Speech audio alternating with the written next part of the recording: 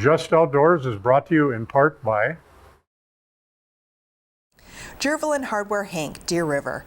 Jervalin Hardware offers a broad selection of paints and sporting goods and a complete line of plumbing and electrical supplies. Jervalin Hardware, 108 Main Avenue, Deer River.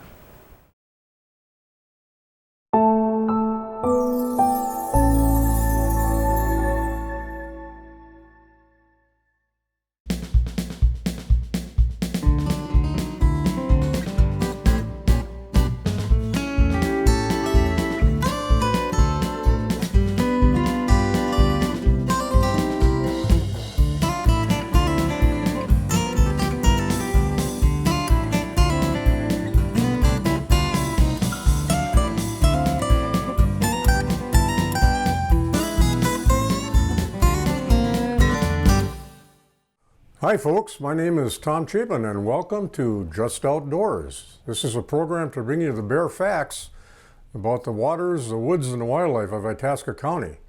And today we have a special guest. His name is Brian Holt, and he's the new conservation officer in the Grand Rapids, Itasca County area. And we're going to find out what his job is, what he does, background, and all those kinds of things about the new officer in Grand Rapids. Welcome to the show, Brian. Hey Tom, thanks for having me. You bet. Thanks for coming in. Okay, where do we start? Normally when I interview newer people in the area, I ask them about their background. Sure. And so tell us a little about where you're from, how long you've been in different stations maybe, because this isn't your first station. Correct. And then we'll go from there. Okay. Well, I'm from Duluth originally. Graduated high school there. And after high school, it was right around the time that 9/11 happened. So I had a strong desire to serve our country and join the United States Air Force. And so I spent five years on active duty in the Air Force. During my time there, I was able to become eligible for a peace officer license through military reciprocity. So at about that time, I don't think the DNR was hiring right at that time.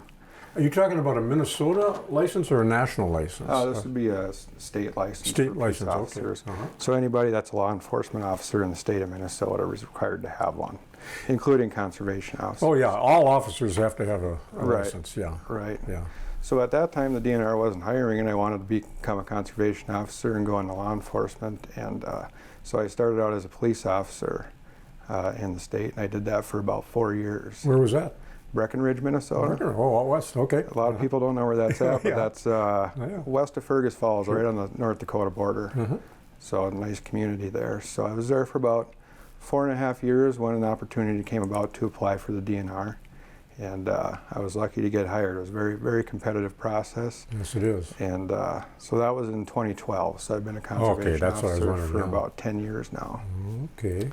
And then where So- did you go, your beginning? Yeah, my first station was in Bemidji. Similar to Grand Rapids, there's 2 officers in Bemidji.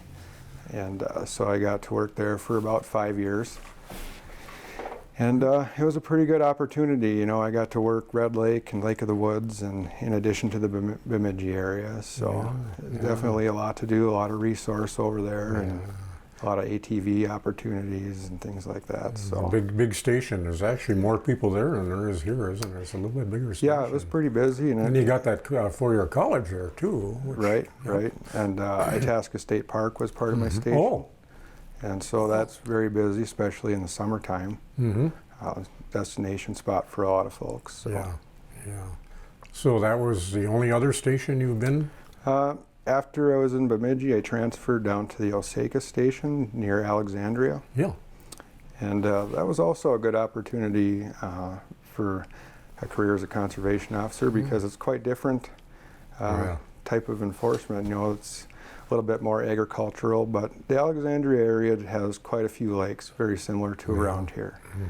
So it was just, the main difference I would say was a lot less public land ATV trails, things like that.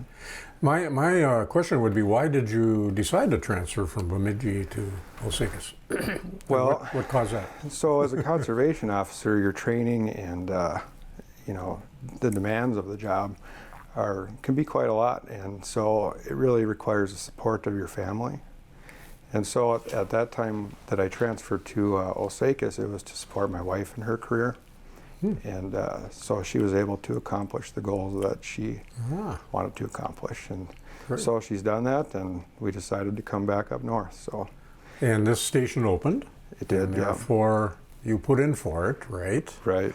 Now, when you put in for a station, particular area as conservation officer, you go by seniority, don't you, if somebody else puts in for it? Is that right? Yep, that's correct. Okay, so there must have been some other officers that were interested I think too. there was about 6 total that put in okay. for it. So you were on top as far as... having nearly a decade on, I was... Yeah, a decade. Wow. Okay, so you got some history behind you. You kind of know what's going on. Yeah, it's been really good having the opportunity to work different parts of the state and work with different officers and meet different people. And so it's that different parts of the state, you really... sometimes you don't think there's much going on in those areas, even in the deep agricultural area, but as far as enforcement work with wildlife, it's not much different. There's certain people, 95% of the people are great, right?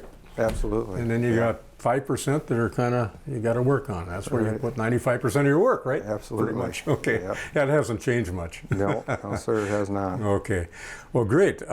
So you're working in the Grand Rapids area, and you've been here about 6 months. A lot to learn here because there's a lot of lakes. There are. Do you have a specific patrol area you work? And we'll kind of get into that, but that's just a chunk of an area in Minnesota. But you have enforcement jurisdiction anywhere in the state, but you're required to do your duties specifically in that area, aren't you? Right. Yes. You can go work in other areas, and help people, but sure. Okay, so tell us about your area. You've got another officer here that you work with in this area. Is that split, or is that kind of a dotted line, or how does that work? So the Grand Rapids station is very unique in that it's the only station in the state that has 2 officers assigned to it. For example, the Bemidji area where I worked before has 2 Bemidji officers, but each officer has their own geographical area to cover. Okay. Whereas Grand Rapids has the one station around Grand Rapids that is the responsibility of myself and Tom Sutherland. Okay. So there's no real specific areas that we are assigned to within Grand Rapids. We both just work the station as needed. Could you kind of just describe a little bit about your patrol area, where the lines are? They probably haven't changed since I worked there, but... Probably not. But have you described that a little bit? So Grand Rapids is kind of in the heart of the station. We go as far north as County Road 49 or Smith Lake Road. That hasn't changed, which is about Caribou Lake area. And so if you were kind of to draw a straight line to the east, go over to about King Lake area, or this is County Road 7, Scenic Highway. And, Scenic Highway? So that's our north boundary. And then we kind of follow a line down on the east side towards Bovey, through Bovey, down towards Swan River, Warba area. And then we go as far south as the Split Hand Lakes Road, and as far west as the county line with Cass County out on Highway 6. So it's a pretty big area. Up in there, I think that most conservation officer patrol areas are about 600 square miles. Right. So even for 2 people, that's a lot of ground to cover and Tell a lot me of about resource. So I'm sure you just had it by yourself, is that right? Yeah, that was a long time ago though. Sure. So you have this area, and you're patrolling the area. I suppose when you decide to go to work any particular day, what adjusts in your mind where you're going to work that particular day? Or you just throw a dart? Well, it really depends on what's going on, Our focus really changes with the season. You know, obviously this last weekend was fishing opener. Yeah. So we're focusing on boating safety, aquatic invasive species, and obviously fishing. So pretty much just trying to find out where everyone's at and Yeah. what's going on, where the fish are biting and things like that. You know, it'll obviously change during the deer season. Then we'll be out in the woods and stuff like that, trying to look for hunters. So Yeah, your basic job is really public relations, isn't it? for the most part, yeah. Pretty much. Yeah. And if you run into something, okay, but generally people like to see you out there most of the time. And, Right. Yeah. Yeah. I guess we might want to go a little bit into, we missed this a little bit. There aren't a lot of conservation officers in the state. When you look at 600 square miles, we got 84,000 square miles in the state. Am I right in saying there's about 140 conservation officers in the field in the whole state? That sounds That's about right. pretty close. Yeah. Yeah, the Division of Enforcement is how many people? It's not a big part of the DNR, is it? No, when you look at the total number of employees with the DNR, the enforcement divisions, I believe the smallest. Smaller part of it, Yeah. 180 or something with Right. supervised. Yeah. I guess your basic job is, game and fish and recreation and exotic species or stuff like that. So what percentage of your time do you work on game and fish? I would say that that's the majority of what we do. I mean, we do things with wetlands and things like that here and there, but for the most part, it's just going out and talking with outdoors people, hunting and fishing and things like that. I would say is primarily the bread and butter of what we do. Okay. There are times, though, when recreational vehicles are a little higher on your priority, aren't they? There are, and I'm starting to see a lot more throughout the area. We do have a lot of trails around here and places to ride, which is pretty common for this part of the state, and which is good. It seems like ATV enthusiasts, it's really becoming more of a big deal than it was in the past. A lot more trails going up and things like that. Yes, there are. Because I remember prior to 1980, the ATV hadn't been invented yet. Mm-hmm. And so now it's part of the whole nature of hunting now, isn't it? Kind of. It really is. Yeah. In your personal feeling, I hate to put you on the spot. I will a little bit. Do you feel that the ATVs do you think there's enough regulations on them to control the hunting that they do off of those? I mean, do you run into some problems with those? What the ATV problems that I encounter and the complaints that I receive are mostly ATVs operating where they shouldn't be, whether it be public waters, wetlands, trespassing, state highways, and things like that. The other big problem is youth operators. Anyone under 18's got to have a helmet, things like that. You can't be riding on the road, and so these are just pretty common violations that I see. During the hunting seasons, you might have folks transporting loaded firearms and ATVs. But I guess in my career, I've always been accustomed to ATV enforcement. It's always been kind of a popular thing in the last 10 years. Yeah. It just keeps getting more and more popular, and the types of machines that they're coming out with nowadays are A lot bigger, yeah. And there's different restrictions on the bigger machines, aren't there? Right. Where you can operate them and so on. Absolutely. So they've got Class 1 ATVs, which are the ones everyone always thinks of with the handlebars, and then you've got the Class 2 ATVs that typically have a cab with a roll bar and the steering wheel.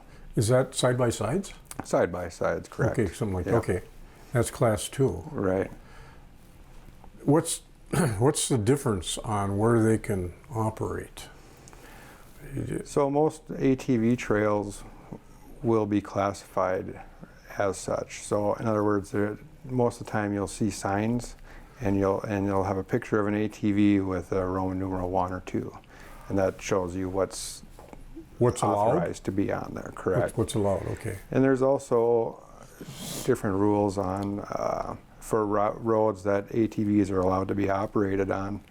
Typically, the Class 2s have to be operated on the extreme right-hand side of the road and not down in the ditch, whereas the Class 1 ATVs are supposed to be down in the ditch. Oh, I didn't know that. That's the difference, huh? Right. So the larger vehicles now that are being made in the last 10 years basically cannot operate in the ditch. If they're Class 2s. If it's right. Class 2. Right. Okay. And the ATVs, Class 1, can operate both places? Or Down in the ditch, in the bottom of the ditch. the bottom of the ditch or outside bank or whatever. Right. But there are certain county roads they can operate on? And that's dependent on the local road authorities. Okay. So I would always advise that if you know specifically where you're going to ride, you want to make sure that you're riding somewhere that you're authorized to do so.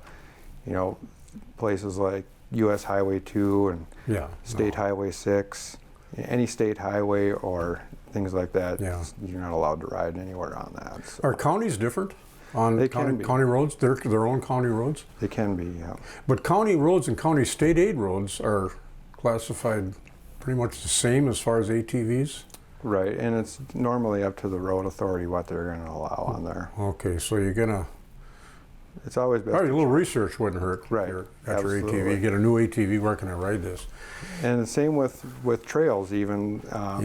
With seasonal road closures and trail closures, you know, the idea is that we want to keep the trails in good shape, and when they're real wet and soft like that, they can really get damaged. And they have certain dates too, like May 1st or whatever, that you automatically know you cannot operate Right. at a certain time there, so. And some trails like the Grant and Nate snowmobile trails or paved trails, lately we've been receiving a lot of complaints about ATVs operating on paved trails in the area that aren't open to motorized vehicles. So those are places to avoid. Okay, you've been here 6 months, and you haven't really had a chance to get into the spring fish run and walleye run and northern run because of the goofy spring we've had, the weather here. So now you're into fishing enforcement, pretty much, I suppose. You're all rigged up with your boats. You got a boat or two, I suppose, canoes and stuff. Yeah. Okay. What's your typical day when do you go out on the water a couple times a week? Oh, absolutely. And shore fishing too lately has been pretty busy. And the Mississippi and the Prairie River has been a lot of activity around there. Yeah. And the water's been very high on both rivers lately. Yeah. It's just compared to last year, there was no water. No. Yeah, it's quite different. Yeah, it's a lot of difference. So when you're working fishing enforcement, most of the time you're checking licenses and you're introducing yourself and you're finding out about the people, and most of the time people ask you questions, don't they? They do. And that's what it's all about. That's how most of our time really is spent, is just going to visit folks and answering their questions, seeing how fishing's going, if they've been catching fish anywhere else, making sure they've got all their safety equipment, and seeing how their day's going. Are you getting pretty good compliance with personal flotation devices now? I would say so. It wasn't that way years ago, but now it's been pretty good, and usually if people are short on personal flotation devices, it's by one, and it's an honest mistake. And at this time of year, when it's the first time folks have had the boat out, they might have forgot their throwable flotation device at home or whatever. But for the most part, it's pretty good, and it's important that they remember to bring those. What's the age restriction on that, where you have to wear one? Isn't there kids have a certain? Correct. Children under 10 have to wear. Under 10 have to have one. That's a good idea. Anytime that the boat's underway, they've got to be wearing that. Okay. Okay. Sounds good. So license compliance is pretty good, isn't it? I would say so. We run into that once in a while where somebody doesn't have a license, but for the most part, everyone's pretty good about having their fishing license. This is all new to me because years ago, but can they show you a license on their phone? Yes. And that's actually getting pretty popular. You can So go- a paper license, phone license? You could do both. If you buy your license on the internet through our website, you can either save an electronic copy on your phone, or you can print that copy. Or you can go to the gas station and buy your license like normal. But in any case, you've always got to have it with you on your person. But when you order one on the internet, or I mean through the DNR, they send you a copy, don't they? They do. Okay, yes. so you can show that, or if you've retained it on your phone, Right. you're okay. Is that a little harder for you to work with when you have to look at it on the phone all the time? Or I mean, Well, it can be, but only because a lot of times folks will buy it, several months prior, yeah. and then they can't find it on their phone, so they'll Yeah, be yeah, scrolling yeah. through their pictures and going through Well, their files. And, No difference. but than, we're patient and we don't Yeah. mind as long as they've got it. The other concern is I just want to make sure that we don't drop it in the water, right? yeah. I'll bet you that's been sure. I haven't done. It hasn't happened to me. So far, you're good. Huh? It'll happen tomorrow. Now that we talked about it, right? Yeah. All right. So fishing through the summer now. You've only been here since the fall. There's so much water around here, and there's a lot of fishing that occurs on the lakes that are very remote, that you have to walk into, or you see a car or something. You plan on doing some of that? Yes, I really would like to do that. Yeah. There's a lot of different lakes up north in Chippewa that there's a lot of opportunities to go exploring in there and Yeah. do some hiking and to get back Yeah. in there. So Good looking way to forward to it. Stay in shape and get out of the vehicle. And Absolutely. so, are you restricted to your vehicle pretty much? I mean, as far as certain, you have to do daily reports of pretty much everything you do, don't you? Is that an electronic thing on your? Is it all electronic now? Everything is pretty much electronic. Okay. We have electronic records management systems and computer-aided dispatch, and everything's tracked by computers, Yeah. just like everything else nowadays. So you're connected up with by radio. Radio, I guess. Still use radios. Most of the time, the radio is probably the most reliable Okay. way to communicate. All right. So, but with other law enforcement agencies, Right. State patrols, sheriff's office, police departments. Correct. So you can talk to them directly and so on. Yep. And of course, if they need assistance, you can help them. We're always willing to help. Yeah, we're one big group. Law enforcement is one big family, Indeed. isn't it? It is, for sure. Yeah. If I guess if you're off and you got a day off or a couple days off, and somebody wants to get a hold of an officer, sees something that might be interesting to them, how do they do that? Well, if they see something that's a violation they'd like to report, I would suggest they call the tip line. That's answered 24 hours a day, and they're able to track down the appropriate person to respond. Whether if I'm off, perhaps the officer in Hill City will cover it, or the other Grand Rapids conservation officer. But in any case, they'll find someone to come and check it out. Okay, all right. How about just a question they have of you? Well, what we suggest is that they call the DNR Information Center, and that's 1-888-MINN-DNR. Okay. And if they don't know the answer to something, they'll forward the information out to the conservation officer. Or they can always stop by the regional headquarters here in Grand Rapids during business hours. Is that open now? It is. Oh, okay. It is. So So it's all open now. So Yeah. ready to go. Okay. Did you get involved with the CWD situation that's going on here? I was not directly involved in it, but What do you know about it? Of course, I've been taking calls on it. Sure. Now that the public is aware that there was a positive CWD case in the city of Grand Rapids, I've been getting a few calls here and there about people who are concerned about a certain deer acting a certain way that they thought might have it. Yeah. And I know that the Wildlife Division, that's primarily responsible for managing this issue, has been doing a lot of opportunistic testing of roadkill deer. And so Yeah. I've been getting a few calls about, hey, I hit a deer, but I don't really want it. It's too damaged. But if you're interested in testing it, this is where it's at. And that's what people should do, right? Right, yeah. Enough deer hit around here by cars. Absolutely. So. And you get a good test element there when you got all those car kills. So. Right. But your knowledge of this chronic wasting disease is what? It's pretty important, isn't it?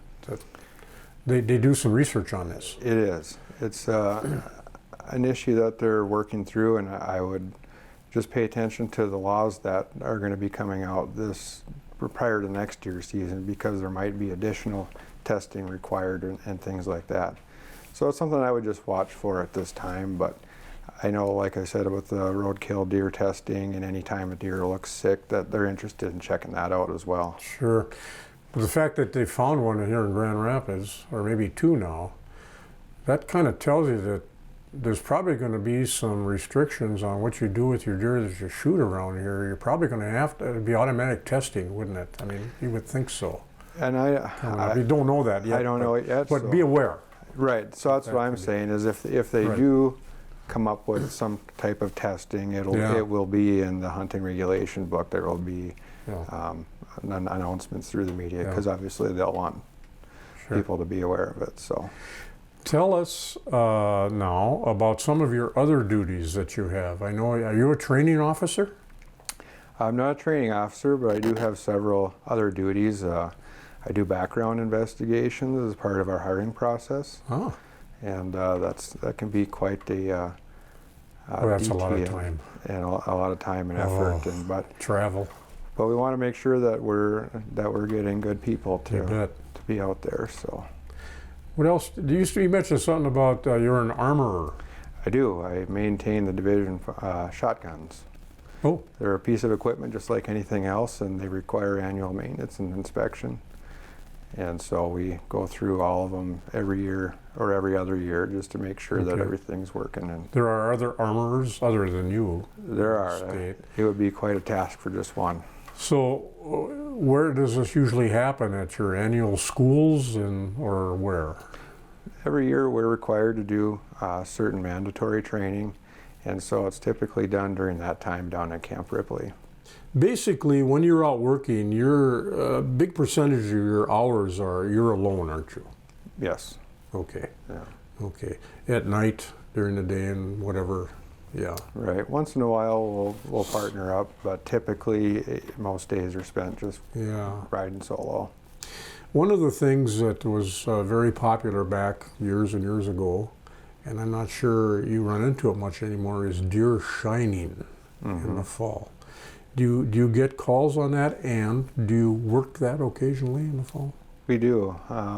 My experience in Grand Rapids here has been pretty limited because I'm new to the area, but in my other two stations I worked, we would get several complaints every year that was happening, and we would do our best to be out there at the times it was happening and try to put a squelch to that. Yeah. Right. Yeah.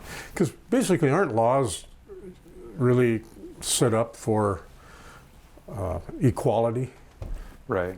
Yeah. To be fair and ethical. Fair and equal. Yeah. Right. So everybody has a chance to take something that belongs to the state with a license, and once they take that legally, that's in their possession. Nobody can take it away from them, can they? Right. Yeah. Like a deer or a grouse or whatever. Kind of when you look at it that way, it's really a good way to have good recreation and also manage the wildlife. I mean, by allowing hunting and so on. And that's what you do.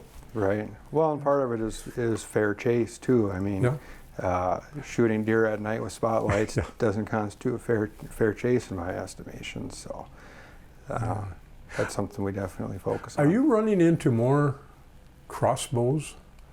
We are. Anybody with a firearms license can use a crossbow during the firearms deer season, and so we are starting to see a few more of those, but I guess it's not too significant. Just more so over the years. I notice it. More of a choice by that person to right. restrict themselves or whatever. Well, the crossbows that they're coming out with nowadays are very accurate out to great distances, so I can understand. Can a person of a certain age use a crossbow during the archery season? Over age 60, or if somebody has a disability. Over age 60, you can use a crossbow if you're over 60 during that entire, it's almost 3 months long, isn't it, the archery season? It is. Starts in September, Yeah. goes through December. December, yeah. So that's interesting because they are a very accurate piece of equipment now, and if you're over 60 years old and you like to hunt, that's probably a not bad choice. Right. Getting into something like that, huh? Yeah. Right. Okay. Okay. Is there anything else you'd like to cover? Well, one thing that should probably be mentioned is the Quality Sunfish initiative that's come out lately, and it's reduced the limit on the number of sunfish on certain lakes throughout the state. And now it's quite a few of them. They've added a few more for this year, including Pokegama. So they've reduced the sunfish limit to 5 as a Okay. special regulation. Yeah. And so they've really done their best to get it out in the media. It's in the regulation books, and they've also put bright yellow signs up at the public accesses. Okay. So they really are doing their best to make folks aware of the change. But if you have a cabin or you just come up, okay, you wouldn't see that at the access. But is that in the regulation book right now? It is. The specific lakes on that? Yep. The new regulation book has Pokegama Lake in it. Yeah, it'll say it right in the front of the book. It says new for 2022, and then Yeah, it goes through yeah. and it lists Okay. all those lakes. Yeah, that's what you should read, the new ones, yeah. Right. Yeah. Even myself being new to the area, if I'm going to check a lake I've never been to, I'll go through the book and I'll see that it's listed with special regulations. I'll look for the signs at the accesses and things like that. Compared to the number of lakes we have, those specific regulations aren't on a huge percentage of lakes, are they? No. People think it's on every lake, but maybe they're more popular lakes, but most of the lakes don't have any specific regulations on Right. them. Walleyes are 6 and sunfish are whatever, Right. crappies and 10 and so on.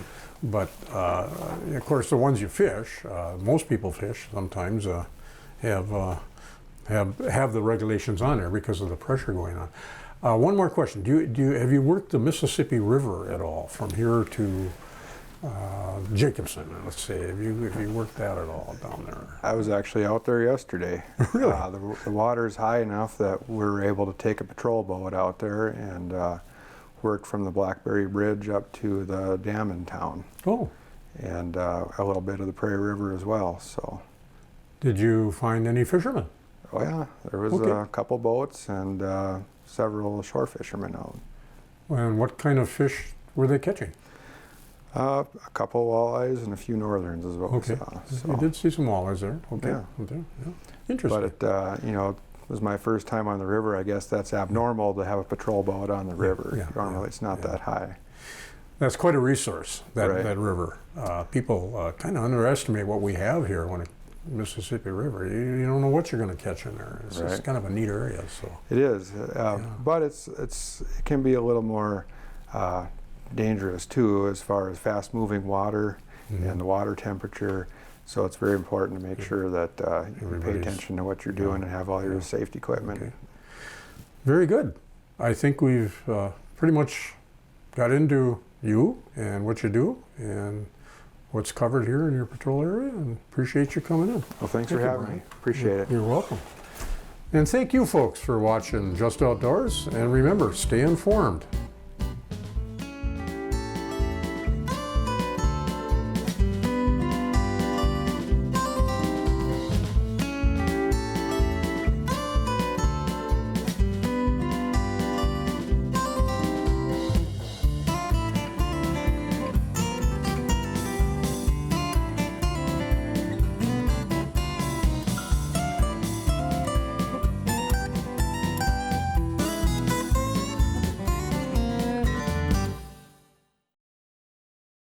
Just Outdoors is brought to you in part by Jervelin Hardware Hank, Deer River. Jervelin Hardware offers a broad selection of paints and sporting goods and a complete line of plumbing and electrical supplies. Jervelin Hardware, 108 Main Avenue, Deer River.